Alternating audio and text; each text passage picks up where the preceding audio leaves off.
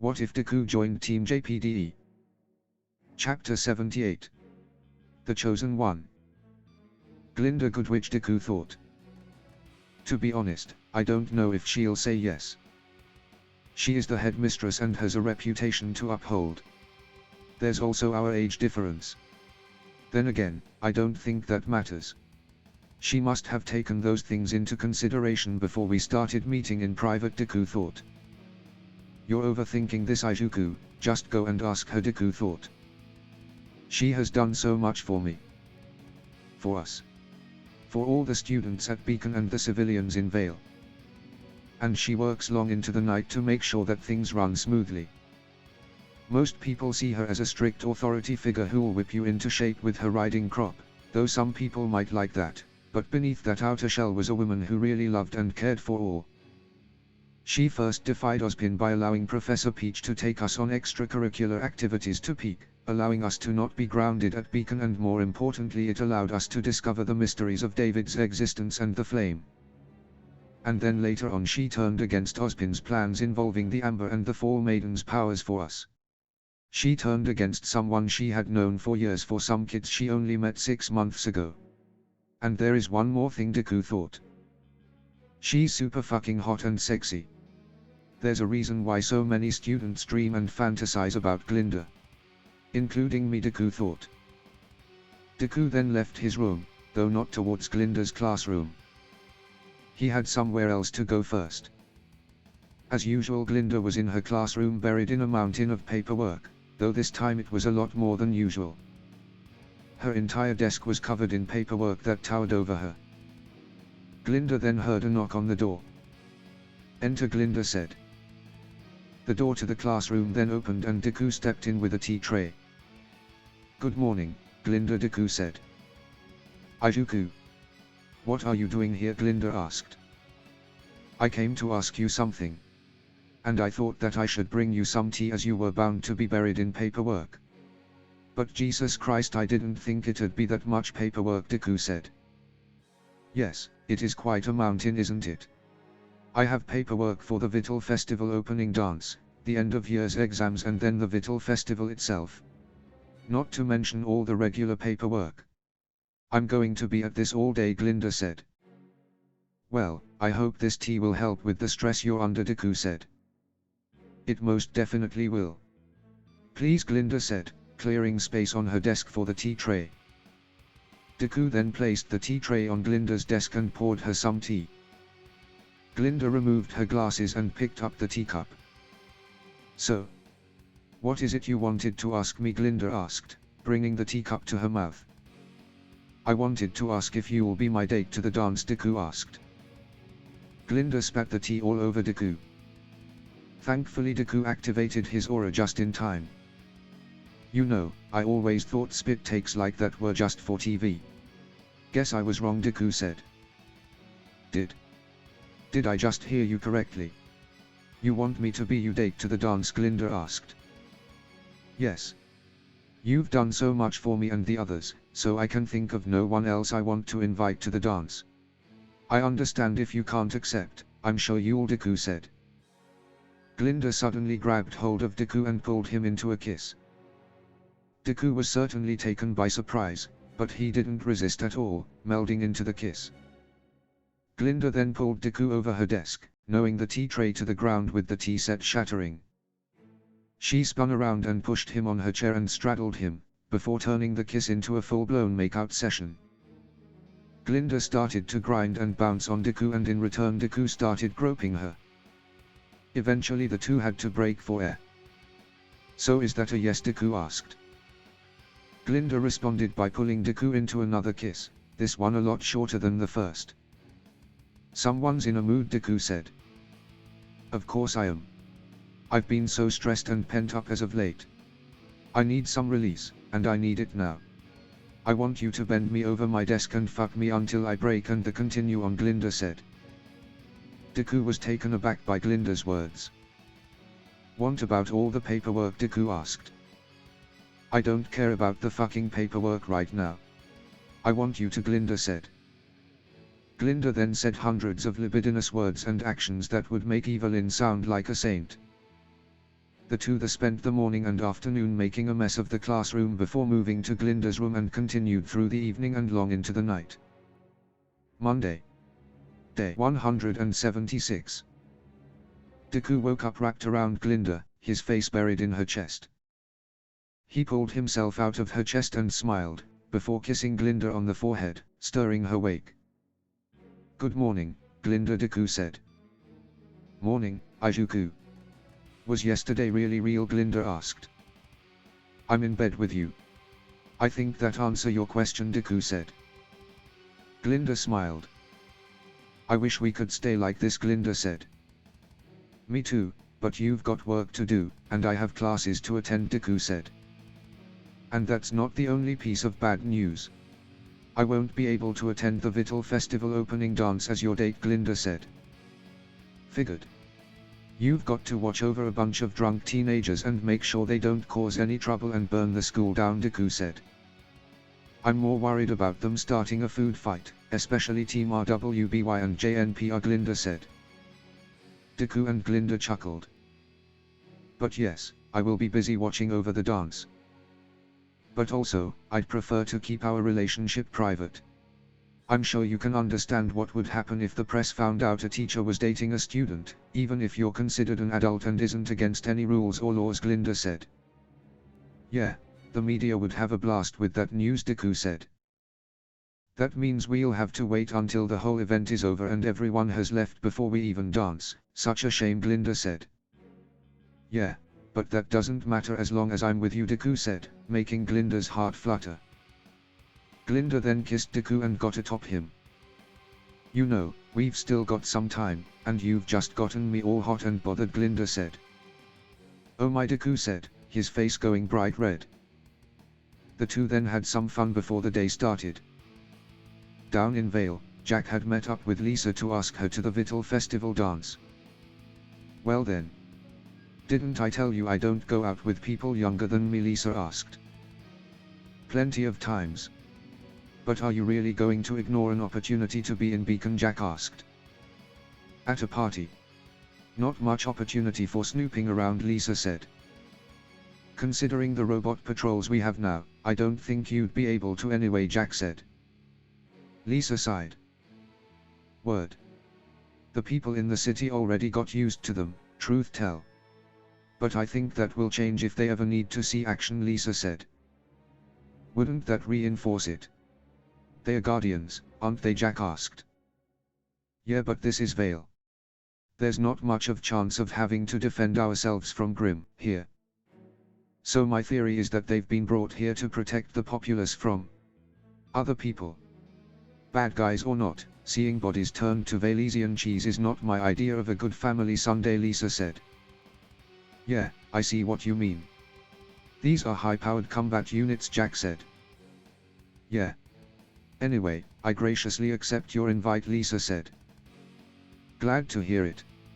Even if you can't snoop around, you should be able to speak with a few people who may have noticed something more than us," Jack said. "I find it hard to believe. Still, I guess I'll have to dust off the old suit," Lisa said. Don't you mean the old dress?" Jack asked. Lisa just walked away. What was that all about? Jack thought. Deku was currently in his team's dorm room with his partners, telling them about what happened with Raven in the classroom. "So, how big were they?" Evelyn asked. "What are you talking about?" Deku asked, flustered. "I think Evelyn is referring to Miss Branwen's Mamari," Penny said. "Penny!" Deku yelled. "Okay then, different question, how big is her butt?" David asked. "David!" Deku yelled. The three laughed at Deku's uncomfortableness. "Why are you guys asking me those kinds of questions?" Deku asked. "Because we're kind of at a loss of what to talk about and so went with this," Evelyn said. "She didn't try and force you to do anything this time, right? And the time before that? I know you were inebriated then, but still, she didn't force you, right?" Penny asked. "Well, I can't remember from the night at the club, but I doubt Raven would have forced anything. As for the last time, she didn't force anything," Deku said. "Well, we know that the age gap isn't an issue and that you seem to have a way with women. And also, the fact that both of you were drunk, David said. Shut it, Deku said. But why did she only want to test how you reacted this time? Why didn't she go all the way, David questioned. I have no idea. The first time was most likely just a drunken one-night stand. So why test my reaction, Deku asked. Only she knows that, Penny said. Hence the other most pressing issue, Evelyn said. So, did you get a proper estimate for her chest size, Penny asked. Deku sighed. And why is that a pressing issue, Deku asked. So we can predict if Young's breasts are going to get any bigger, Evelyn said. Why do you care? Yours are bigger, Deku said. That's exactly the point, Izuku. We got to see if there are any threats to the pecking order, Penny said. Why is the pecking order breasts based, Deku asked. Wait, does that mean the male pecking order is based on penis size? If so, who's higher up, David asked. Good question. Izuku is bigger naturally, but with Bella's inspiration you shoot to the top, Evelyn said. It's a tough question, Penny said. More like a hard question. And speaking of breast size, I'm in favor of that system, it leaves me with an advantage, Young said, standing at the door. So, how long have you been there, Deku asked, as Young walked up to them. Long enough to hear them inquire everything about my mother's assets. Which, honestly, made my mood better. I think I've angsted about it enough. I'd better try and laugh at it, now, Young said. Really? Even after? You know, what happened before, Deku asked. I am still a bit angry at her for that. But the both of you were drunk, and I know how that clouds one's judgment, as I'm sure you guys know well, Young said. Evelyn blushed in embarrassment. And I know you've been around the block with several girls. It's done me good to just think about all of this as you seeing another girl, Young said. That just so happens to be your mother, David asked. Yes. That just so happens to be my mother, Young grimaced. Are you sure, Deku asked. Yeah. Nothing I can really do to change the past. All we can do is move forward and solve everything that's been going on. Which means confronting my parents. And this time you're not meeting with my mother alone, got it, Young said. Got it. What about your dad, though, Deku asked. Oh, that's been taken care of on the evening of the incident, Young said. Back on the evening of the incident. He's coming to Vale and he's going to fess up about everything. You hear me, Young yelled at Crow. Kinda hard not to. Fine, fine, Crow said. Back to the present. Remind me to never make you angry, Deku said. Nah. Anyway, Dad should be here soon. And after I'm done with him, it'll be time to confront my mother with the information I was withheld for too long, Young said. Good luck with that, Young. Just, if I may, Penny asked. What is it, Young asked. Maybe. Try not to be unfairly hard on your father, Penny said. Unfairly. I see what you mean. I'll try. But that depends heavily on how he's going to present himself to me. Now back to the present issue, Young said. What present issue, Deku asked. The pecking order, obviously, Young said.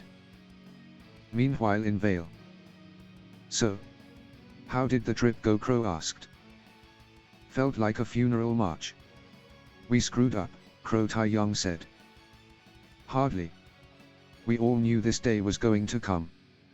But there was nothing else we could have done. Did you bring that thing, Crow asked. Yes. Gods only know what's inside. But it's for Young's eyes only. I owe her that much, now, Tai, Young said. Later on, in the evening, Young had gone to meet with Crow and Tai, and had asked for Deku to come along. I'm sorry, Young, Tai said. That's a start, Young said. Mr. Xiaolong. So that wasn't just a warning, Deku said. Crow said. What do you mean, Izuku, Young asked. When we first met, Mr. Xiaolong told me to make sure I treated you right. And that I wouldn't like it when Young was upset. It was also some self-reflection. You knew this day was coming and didn't want me doing anything similar, Deku said. Yes, Tai said. So? You knew what you did would make me angry, Young said. How could I not know, Tai said. Then why, Young asked. Tai and Crow stayed silent. Young sighed. I know why. It's because you thought it was for my own benefit, isn't it, Young asked. That's all we ever wanted, Crow said. I see. I know, I always knew that was the reason. But if it actually was, I'll be the judge of that. So start talking, Young said. I don't think I should, Tai said. That's no longer an option, Dad, Young said. No, that's not what I just think that. Just. Here, Tai said. Tai then brought out an envelope and handed to Young. A letter, Young asked. From your mother. I was supposed to give it to you when you were old enough to understand, Tai said. Young got angry after hearing this. In his defense. Believe me, it wasn't that long ago, Crow said. Young calmed down. I'm too tired of being angry. Have you ever opened it, Young asked. No. Never, Tai said. Young then opened the letter. It's a lock of her hair. And a letter, Young questioned. Tai and Crow were surprised at the envelope's contents but then laughed a little. Of course, Tai said. Only makes sense, Crow said. Why are you two so shocked, Deku asked. Who do you think Young took after when it comes to caring about her hair, Crow asked. Raven flew off the handle just as quickly as you do if anything ever happened to her hair. And not only that. Young, your mother's semblance. It allows her to teleport to anywhere in the world where a trace of her DNA exists, Tai said. I'd wager that she probably can teleport to anywhere you are as well, by now. But she didn't want to take any chances, Crow said. Young smiled from ear to ear. Stop smiling. This only makes you look worse, you know, Young said. I know, but it's just that I miss that side of her, Tai said. So, the letter, Deku asked, moving away. Right. You're right. But why did you move away, Young asked. Because this was always meant for your eyes only. You'll share it with me if you want to, Deku said. Young blushed. Thank you, Izuku, Young said. Young then started reading the letter. Dear Young, first of all, I love you. Don't ever doubt that for a second. I love you with all my heart and I curse the little time I've been allowed to hold you. But it can't be helped. As a first recommendation from your mother, don't ever let your pride get between you and your loved ones. I did, and that's why I won't be able to see you until you become an adult. I couldn't help it. I'm not blaming you for anything, make no mistake, but you were so unexpected. And when we realized you were coming, I was terrified. Not of being a parent, no. But of the world I was bringing you into. A world stuck in a never-ending cycle of sacrifice. Stalled in limbo, surviving on the blood and youth of its most brilliant. They would sacrifice you two to that limbo. I couldn't bear the thought. So, I shared my plan, my vision for the future, to your father. He didn't like it one bit. We fought. First with words. Then for real. I lost. In my defense, I still hadn't recovered from my C-section and your father was strong, in his prime. Anyway, that's where pride comes in. I had agreed and sworn to respect the terms if I lost. So, it'll be years till we can actually meet face to face, Young. Just having to write that tears my soul out. Will I be able to abide by the word I gave?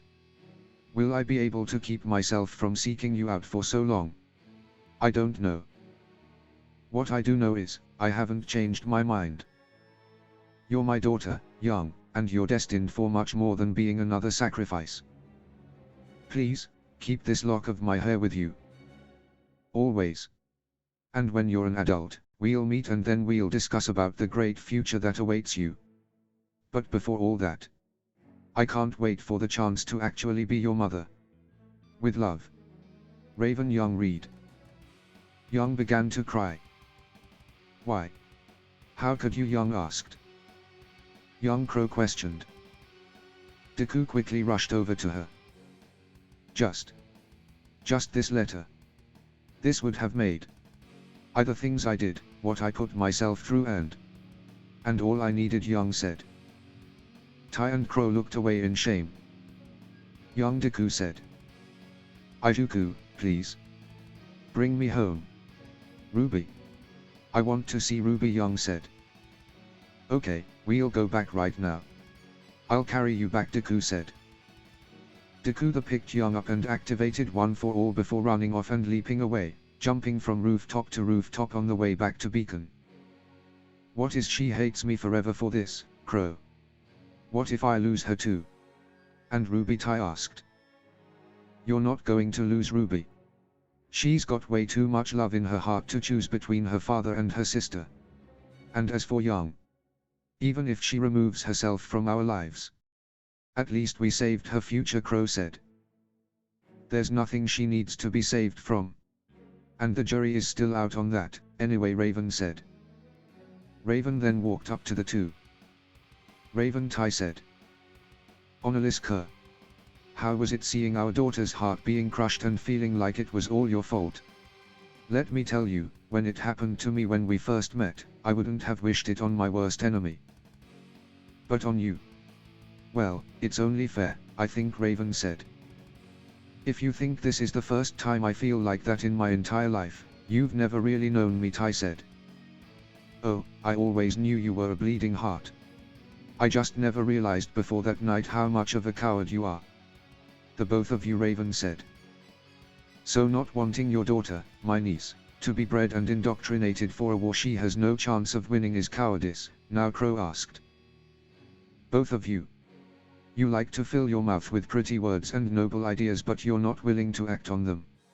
Really act, do something that'd make a difference, Raven said. Only difference you'd be making would be plunging the world into chaos. And Young right in the middle of it, Tai said. Poor, deluded, gullible fools, always wanting a battle you're sure to win. Think you can achieve true without facing chaos. Then again, I was no better until Young came in my life. Only one who always knew better was Summer, Raven said. And she paid the price. She's now below Remnant's surface, Tai said. Don't you dare, Raven yelled, drawing her weapon. Crow stepped in to block her strike. Tai. Not the best choice of words, Crow said. You talk to me of chaos, and change. Of going against the order of the world. Both you and Summer. And where did that leave you? The world isn't saved, you're estranged from your daughter and Summer isn't here. You speak to me of cowardice. I speak to you of selfishness. Your ideals are worth to you more than your lives, your loved ones and their chance at a normal life. At some semblance of happiness in the brutal existence that is Remnant, Tai said. It's to end that existence that Summer fought. Don't you dare belittle our beliefs, Raven yelled. Those beliefs made the two women I've ever loved to disappear, left me in a situation where I had to choose between my daughter hating me and her life being ruined, and with Ruby not even remembering her mother's face. I will spit on them to my dying day, Tai said. Raven backed down. You know, I came here to ask if, by any chance, Summer knew, Raven said. She didn't, Crow said. I figured that out 60 seconds ago. When I still had an ounce of lingering affection for the two of you. Don't ever get in my way again. I'll show no mercy, Raven said. Even if it is for Summer, Tai said. Why do you keep bringing her up, Raven yelled. Ask your daughter and her boyfriend. You won't believe us if we told you, Tai said. Tai then walked off. What the hell is he on about, Raven asked. Would you believe me if I told you, Crow asked. Raven stayed silent. Then do as he said, Crow said, before walking away as well. Raven then took a moment to ponder their words. Bullshit. That can't be true, Raven thought. End of chapter 78.